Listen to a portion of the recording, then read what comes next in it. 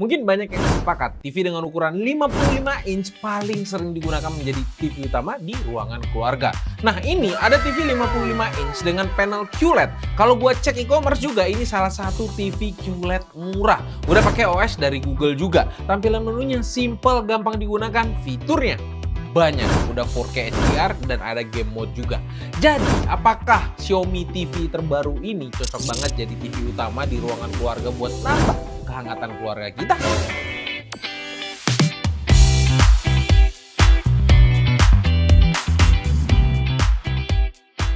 TV ini baru rilis di Indonesia, namanya aja itu Xiaomi TV A Pro 2025. 2024 aja belum habis. Dengan ukuran 55 inch, tentu aja meja TV itu jadi concern, jadi kalian harus bener-bener siapin meja kalian yang pas, biar enak dilihat TV dan setup kalian. Karena TV ini punya ukuran 122,6 x 71,5 cm dan ketebalannya itu 8 cm tanpa stand. Kalau pakai stand, ketebalannya jadi 31 cm. Tapi kalau mau gampang sih tinggal pakai Vesamon aja, taruh di dinding jadi lebih rapi. Tapi kalau kalian mau tetap taruh di meja kalian bisa pakai kakinya dengan model V kayak di sini. Standnya ini juga cukup kokoh kok, jadi aman buat nopang berat 10 kg dari TV ini. Kalau soal desain sih no komplain sama sekali di sini, cakep, simple, bezelnya tipis juga. Untuk remote-nya ini udah Bluetooth, jadi nggak perlu diarahin TV kemana-mana gitu kan untuk pencetnya. Dan remote-nya ini punya desain yang unik juga. Tombol-tombolnya di sini lumayan banyak, jadi kayak lagi pegang remote universal aja. Ada berbagai tombol navigasi dan bisa langsung ketik angka untuk akses channel. Kalian juga akan disuguhkan berbagai shortcut ke aplikasi Netflix, Prime, YouTube, dan Google Assistant. Untuk apps Xiaomi TV Plus di sini sayangnya belum support di Indonesia. Jadi percuma kalau kalian buka atau kalian pencet logo Xiaomi TV di sini. Di sini juga kita tuh diberikan 4 tombol ekstra yang warna-warni di sini buat custom untuk shortcut tertentu. Di sini sudah ada 3 port HDMI, USB, ada LAN port juga, ada port antena, dan ada optical port untuk audio. Audio RCA atau 3,5 mm sayangnya nggak ada di sini, adanya AV Mini. Jadi kalau kalian butuh pasang RCA untuk audio atau videonya, ya kalian bisa beli adapternya di e-commerce. Kalau kita sih pakai optical buat audionya, dan disinilah kita nemuin hal yang agak nyeleneh. Hal barunya itu ya seperti biasa, ketika colok audio port atau sambung audio melalui Bluetooth, TV ini nggak bisa auto switch untuk audionya. Jadi kita tuh harus setting manual. Tapi kayaknya Google TV lain sih mengalami hal yang sama juga, harus manual untuk setting audionya.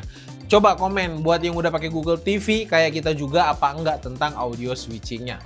Soal konektivitas dan kabelnya sendiri, Xiaomi TV ini sudah menggunakan Wi-Fi yang bisa tangkap band 2,4 atau 5 GHz.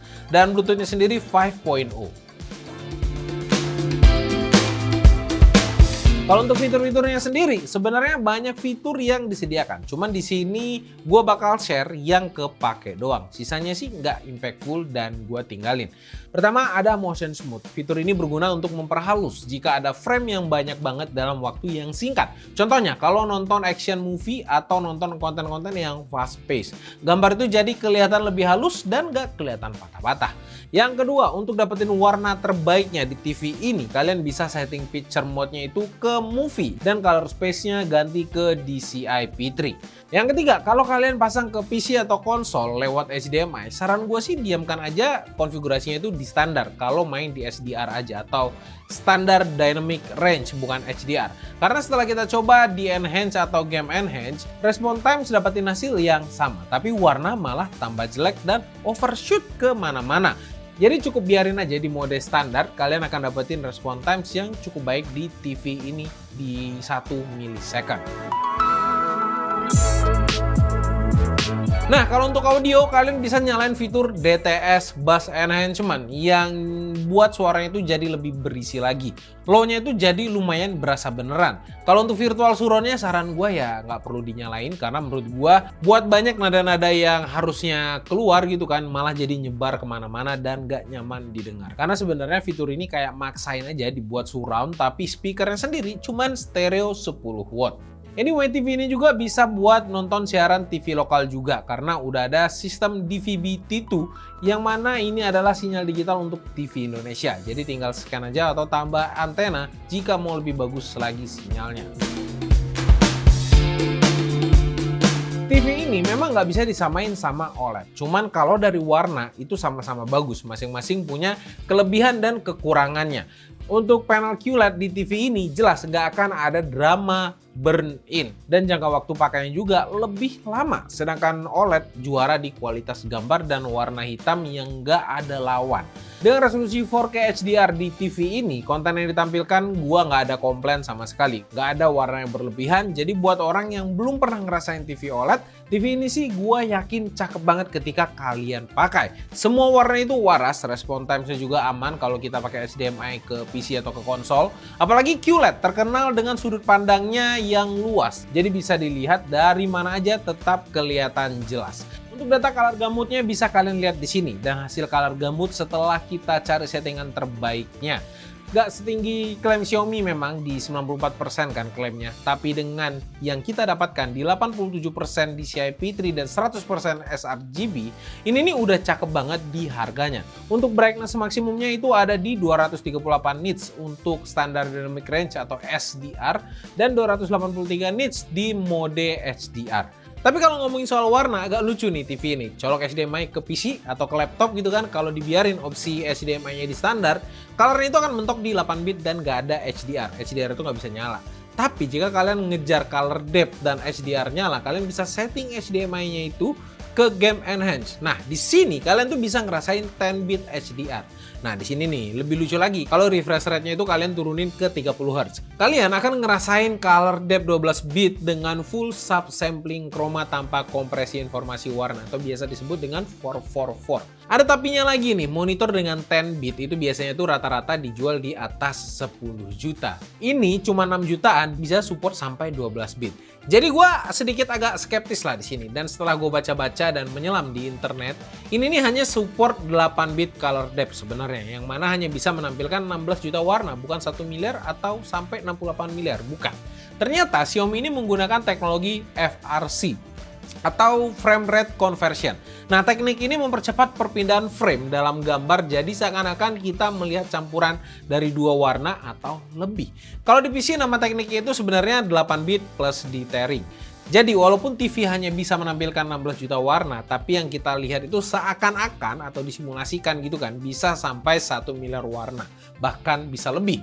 Disclaimer juga buat para profesional yang emang butuh banget 10 bit color depth, biasanya itu untuk review-review konten gitu kan. Please jangan terkecoh dengan monitor ini. Kalau beneran buat profesional atau emang buat cari duit, mending cari yang emang support beneran atau yang real 10 bit color depth atau 12 bit color depth. Carilah yang beneran, jangan yang dipaksa-paksain kayak gini. Kalau untuk soal bleeding sendiri, walaupun tipe unitnya sama gitu kan dengan yang kalian beli dengan yang gua pakai sekarang, tapi ingat lokasi bleeding itu bisa beda-beda dan parahnya juga bisa beda-beda tiap panel. Walaupun model seri TV brandnya itu sama persis. Kalau unit yang kita review ini bisa kalian lihat di sini, perbedaannya itu cukup kerasa dan bisa terlihat. Tapi ketika lihat konten yang terang itu tuh nggak kerasa sama sekali atau nggak mengganggu. Tapi kalau gelap, nah disinilah baru kelihatan dan kerasa banget. Delta E-nya itu sampai 19,1 bagian kiri bawahnya.